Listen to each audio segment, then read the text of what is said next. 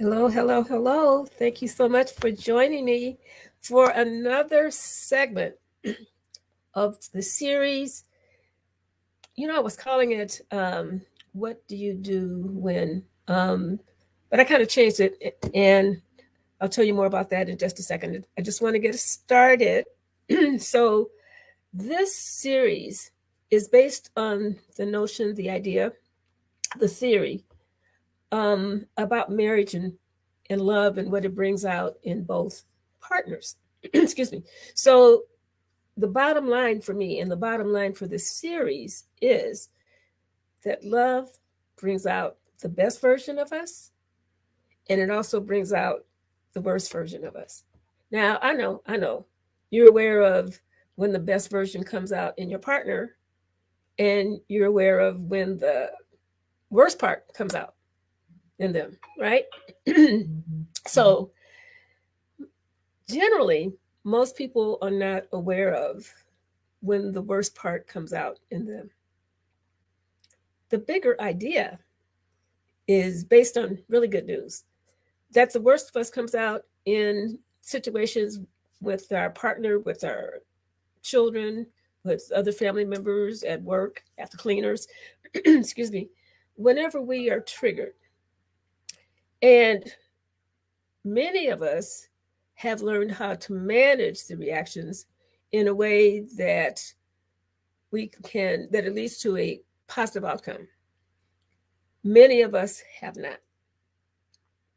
So the good news is getting to know that worst part of us that comes out under stress, when we're angry, when we're hurt, when we're scared.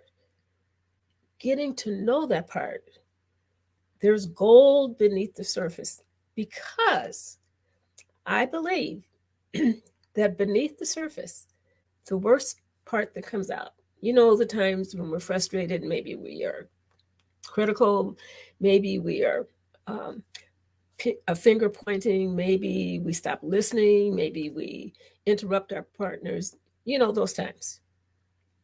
The good news about that is beneath the surface is an unconscious yearning, an unconscious positive intention to grow.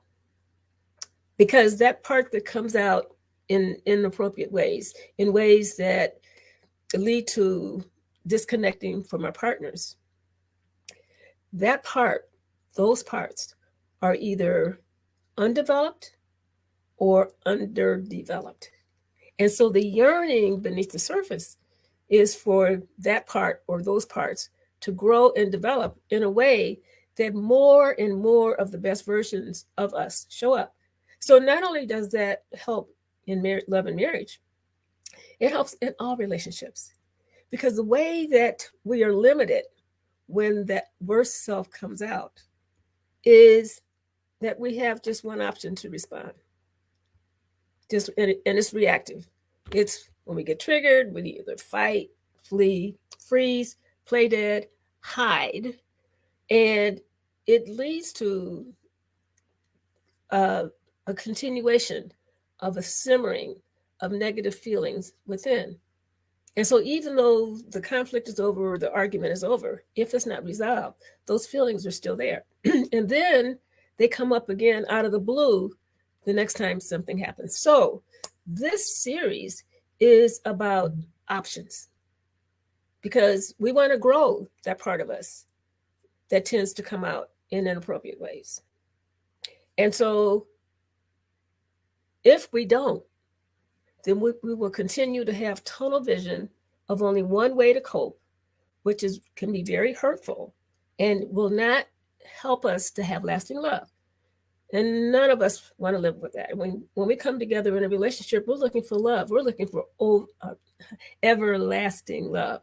And so there is a way to shift out of, to transform out of tunnel vision by being aware of options that we have blind spots to right now, options that help us to work through whatever it is in a way that brings us closer, that brings the two of you closer as a couple.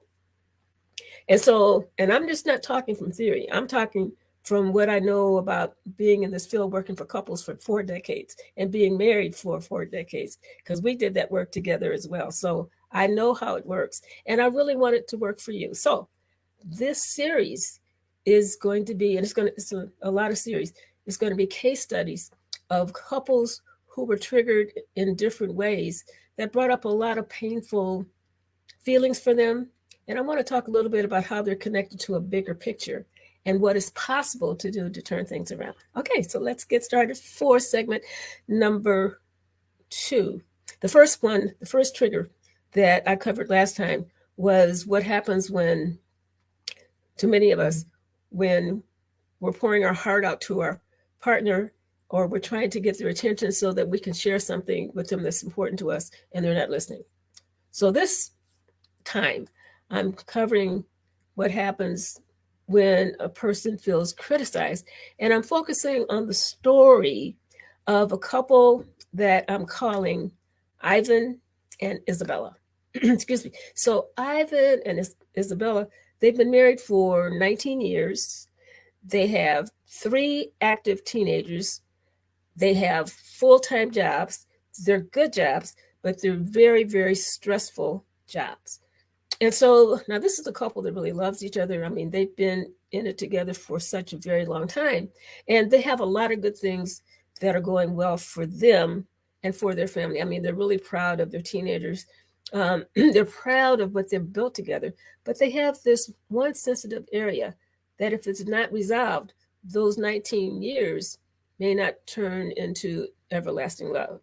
It could, or if they continue to be together, they will be together under stress more times than they would like. So, with all of the activity in their lives, is that they have very little time to spend together. They just have like maybe those moments, after dinner, excuse me, and after activity with their teenagers and what have you, moments before they go to bed. And so, what happens too many times that they would like is actually, Isabella wants to have a conversation because that's the way that she connects.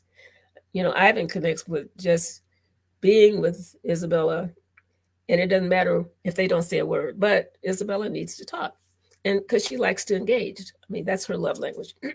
His love language is being together silently. Nothing right or wrong about either one. It's just the way they are as people. So Isabella brings up something that's important to her. I don't remember what it was, but I do remember that when she brought it up, she was kind of just talking out loud.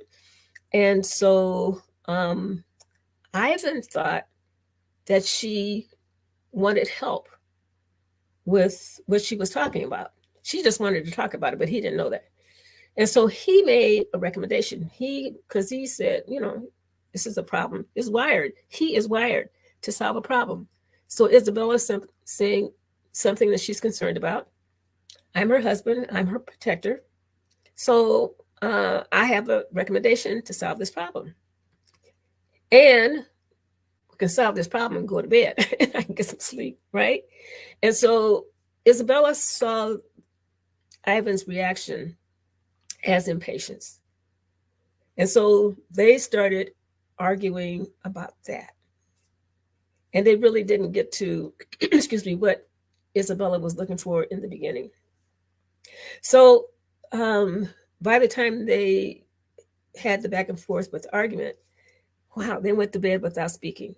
I mean, something that was intentionally positive turned into that. And that happens with a lot of couples. I mean, does it happen to you sometimes? Maybe never, but for some of you, maybe it does. Maybe it does. I mean, not only did they go to bed barely speaking, Isabella went to their bed and Ivan went to the guest room. He said, I just need some sleep. I just need some sleep. I just can't deal with that right now. So in that moment, what version of Ivan and Isabella came out. I mean, in the beginning, the best version came out because they were trying to connect and they were both open to that. But when they got into what I call survival mode, then the problem solving parts did not come out.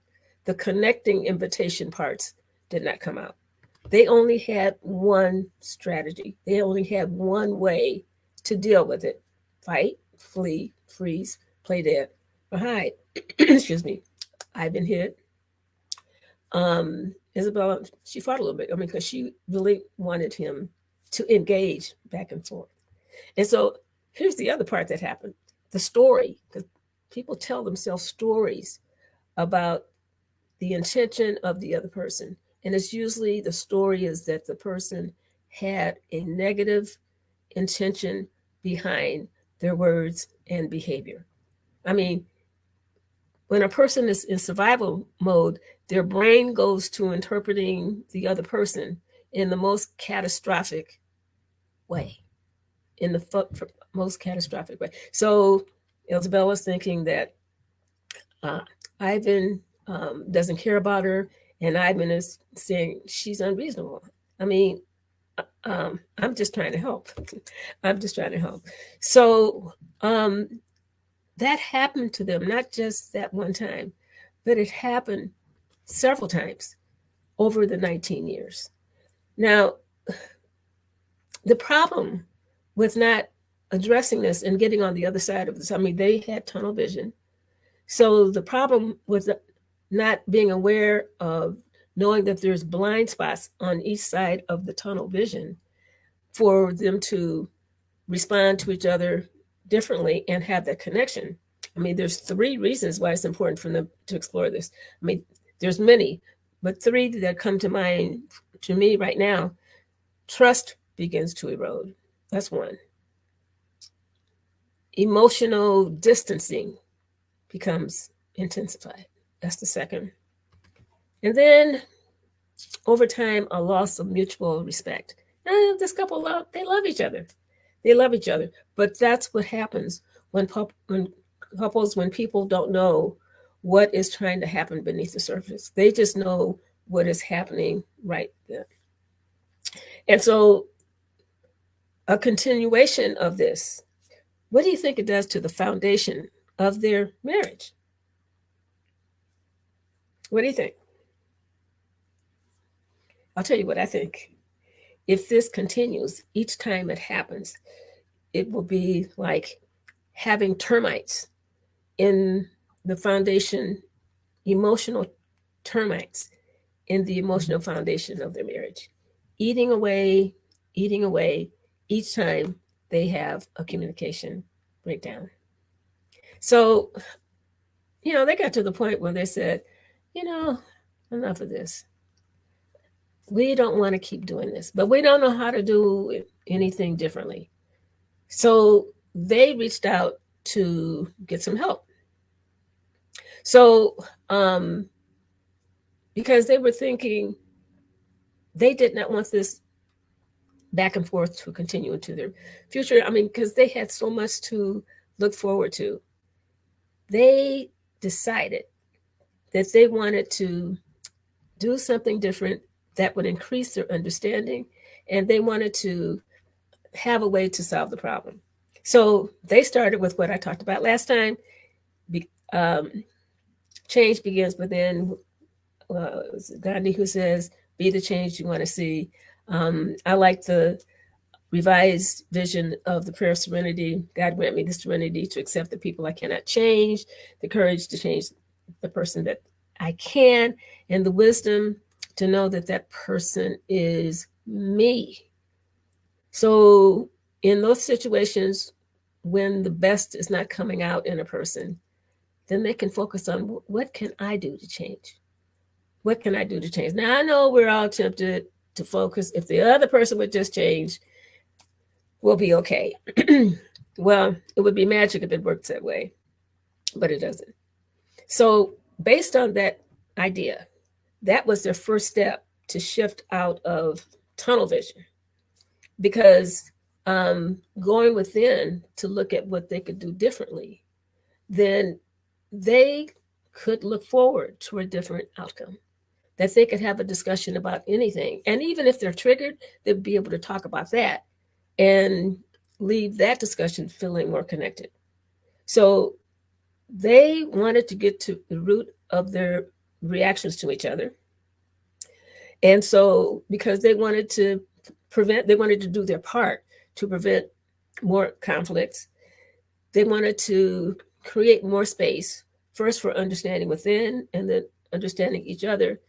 And they wanted to have a safe environment to talk about anything, a safe environment that was free of judgment and criticism, because that's what the example is for this segment. So they went into a reflection state to figure out what it is that was first happening within them, and then to find out what was trying to grow within them, and then to get to a place in a safe environment where they could really hear each other out and find out what was going on within the other person. My metaphor that I use is people live in two different countries of reality. So first, each individual needs to know what's going on in their country of reality and come to peace with that, and then get into a safe space so they can hear what's going on in the other person's country of reality. And when they could have a conversation like that, and Isabella and Ivan did get to that place, they knew that they could do that. They wanted to do that because they wanted to stop the cycle of negativity. They really wanted to stop that. They wanted more clarity and they wanted more understanding. So guess where they got started? They heard about this tool. They heard about this tool about what the bigger picture of their marriage could look like. They already had a whole lot of stuff in place. Because like I said earlier, they really loved each other. So they were introduced to a tool, and the tool is called 10 Secrets to Lasting Love. 10 Secrets to a Lasting Love checklist. That's what it's called. And that is where their journey to healing and transformation began. It was just a first step, but it helped them to get focused beyond tunnel vision, so that they're, instead of tunnel vision being on survival and protecting themselves and operating out of survival mode, then their tunnel vision became, what is the bigger picture of the kind of relationship that we want to have more of? Because they had a lot working.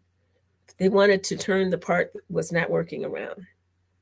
So they used that as a guide to just look at the big picture. And when they looked at the checklist, they saw a lot of parts that they were working that they wanted to reinforce. But then they saw a couple of areas that they wanted to shift, that they wanted their own internal transformation and transformation for the relationship.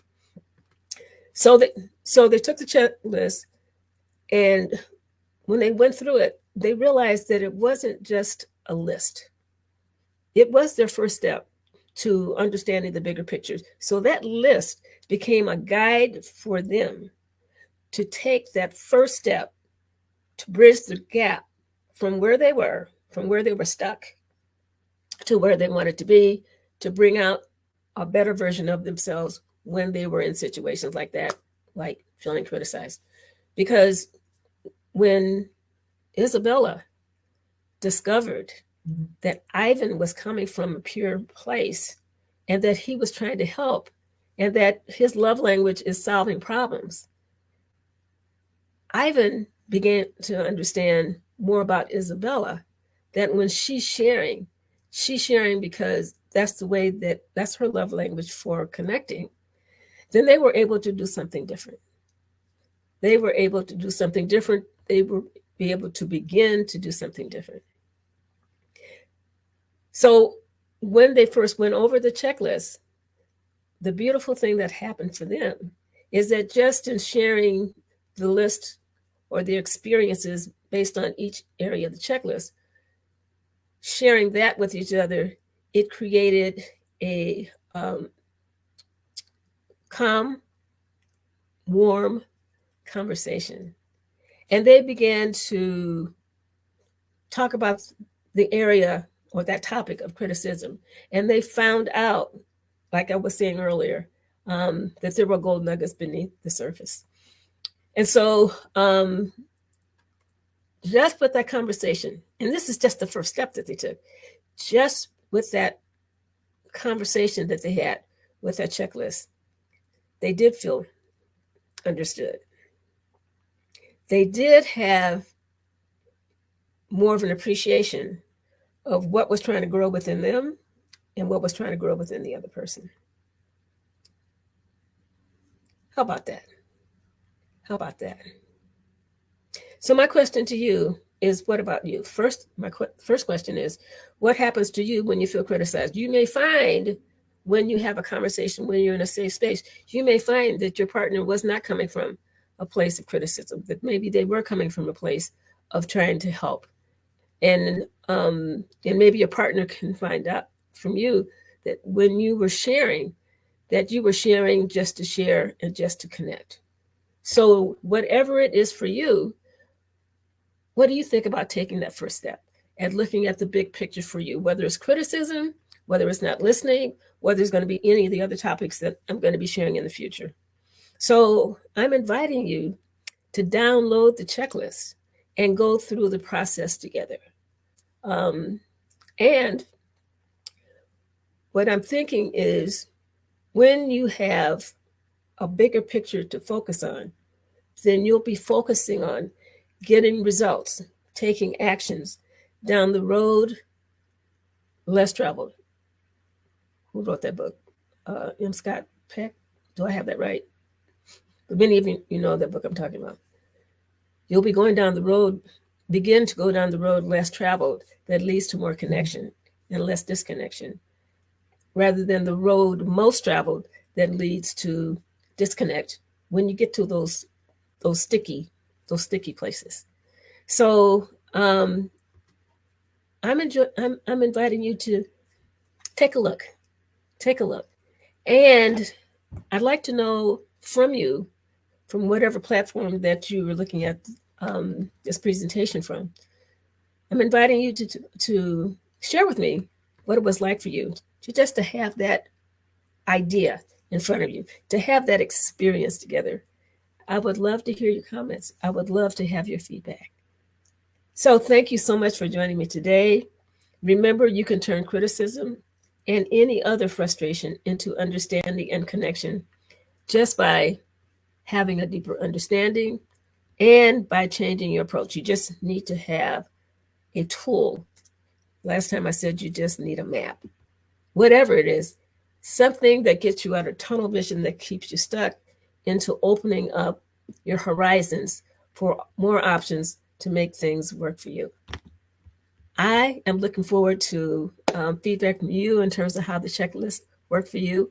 And I'm also looking forward to coming together with you next time for the next focus for turning, what did I call this before? What do you do when?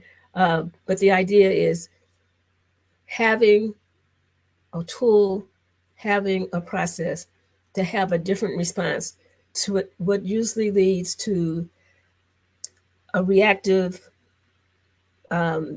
negative response that you can turn into problem solving and closeness and connection.